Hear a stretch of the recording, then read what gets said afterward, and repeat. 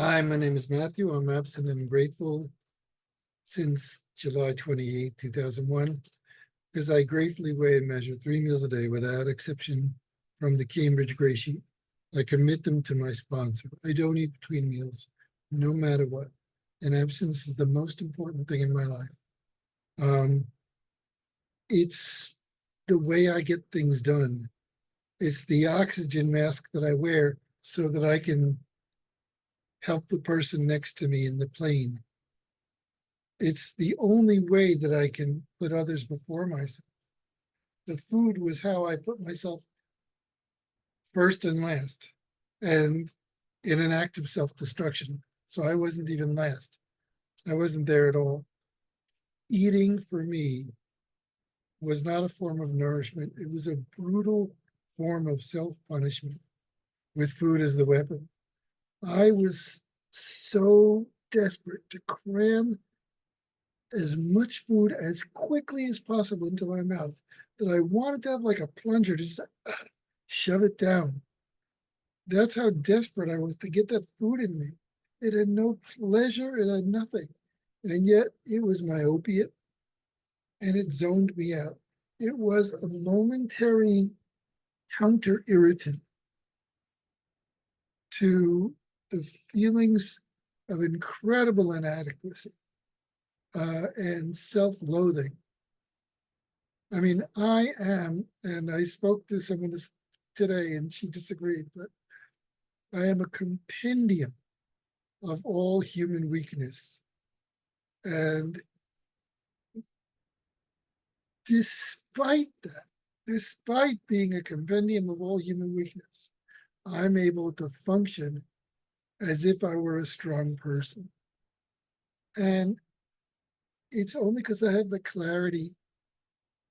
I keep the abstinence. The food doesn't own me. I put it in its tight little boxes. I keep it behind cages in its 3 little meals.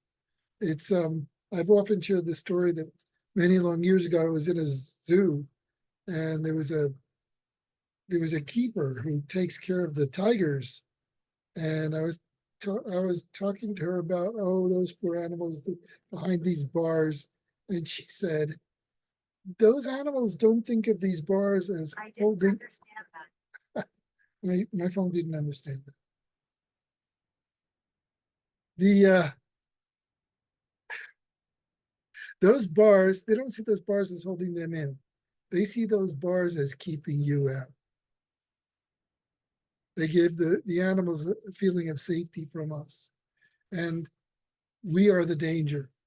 And for me, I lock my meals in these cages with steel bars.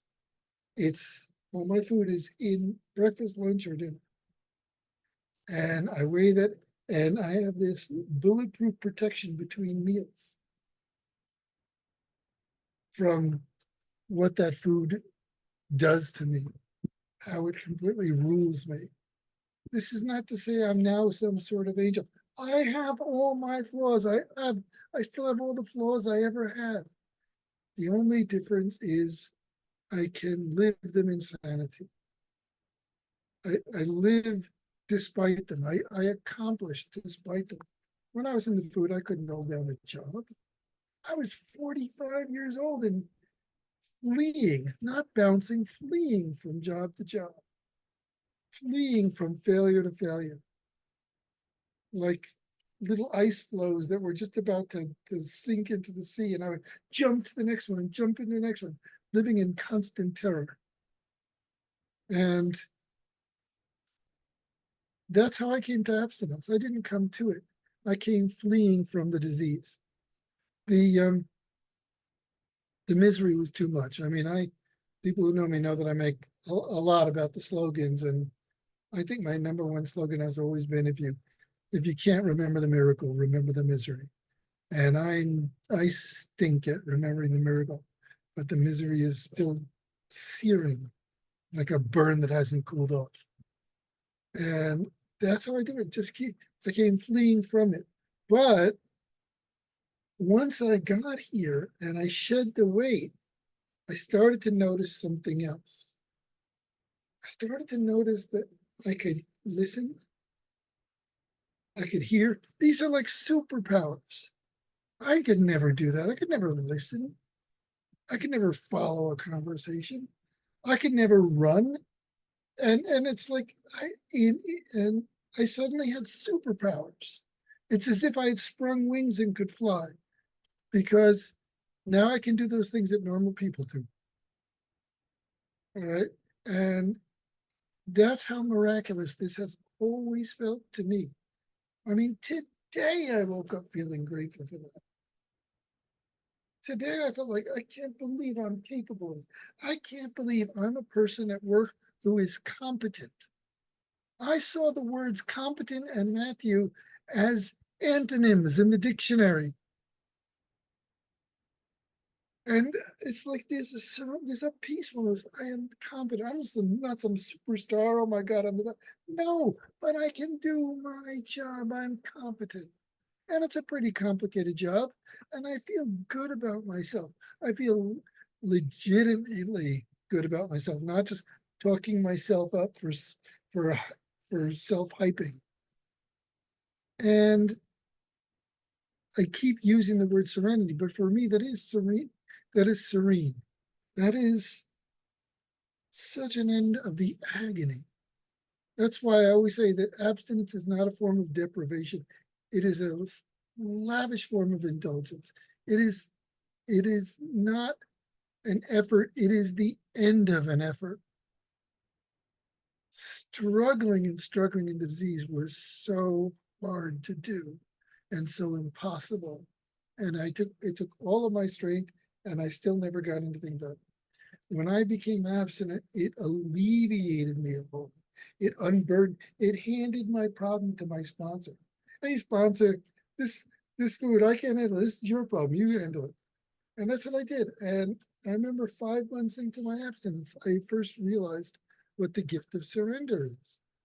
I was walking down the street, something smelled really good from a cart, and I found myself like craving it. I said, but wait a minute. I had this imaginary conversation in my head with my sponsor. Hey, sponsor, I gave you my food for today. This is your craving. You take it. And it vanished in a puff of smoke. I told my sponsor about it that evening. I said, wow, how'd you do that? He says, babe, that's what we do. So it's like, this is the miracle we live in. I'm really living in this miracle. Um, you know, I'm not some great person to be admired. This is not some great achievement. Oh, 23 years. No, I'm so lucky. I've had a stay of execution for 23 years. I'm the lucky one. And it's like, I don't want to take credit for anything. What I do is I throw food on a scale, and I know how to read. I know how to read 4.0. Hey, okay, got it. Do I eyeball my food? Of course not. If I eyeballed my food, I would eat enough for 1,000 people, or just until I burst. Because I have no idea what a quantity is. I have no idea. There's this elusive magical quantity called enough that I never ate. I never ate enough. While I'm eating, it's not enough. And when I finish eating, it was way too much. And enough was this impossible quantity in the middle somewhere that I could never attain. And now I do. How do I know it's enough? Oh, I saw the number on the scale. 4.0 equals enough. And at the end of the meal, if my stuff kicks in, oh, that wasn't enough. It's, hey, I saw. Sorry, I have evidence. I saw the numbers on the scale. That's enough. And for 23 years, I have eaten enough. What a miracle that is. And eating enough all those years. And yes, I've lived other miracles in abstinence. I have a child who wouldn't have been conceived. And now she graduated college and she's about to start her new career. It's like it's like I won the lottery without even buying a ticket. And I don't want anybody to find out or they'll take it away from me. All I do is I weigh and measure the food, that's all it takes, it's, 4 minutes. thank you. I mean, another slogan is like, they say, the only bite you resist is that you can resist is the first one. But that's great because the only bite I ever have to bother with is the first one. That is the only bite I have to resist. And then it turns around and resists all the other ones for me. My job was easy. I just had to resist the one bite, and the other million bites, that bite had to go fight them off. That's all, because I wouldn't take the one bite. And that's what we do. We do this one day at a time, one meal at a time. So they say, somebody said to Matthew, you mean you're never going to eat blah, blah, blah for the rest of your life? And the answer is simple. I'm not going to eat it today. All right. Today I can figure it out. And maybe I even can't figure it today, but I can figure out breakfast. Okay, got it. Okay, good. I'm good to go. And that's how I know. So I have that incredible peace, that incredible solidity. So sorry for my voice being all shot, but it's important to just repeat the message. I've said tonight the same things I've been saying for 23 years, and people must be sick of hearing them out of me.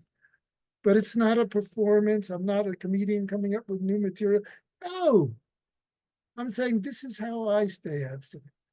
And that's what I do. And I'm always going to speak the truth to that, even if it's always exactly the same. That's fine. If it works, that's what I'm going to do. And if that helps anybody, that's even better. Thanks, no matter what.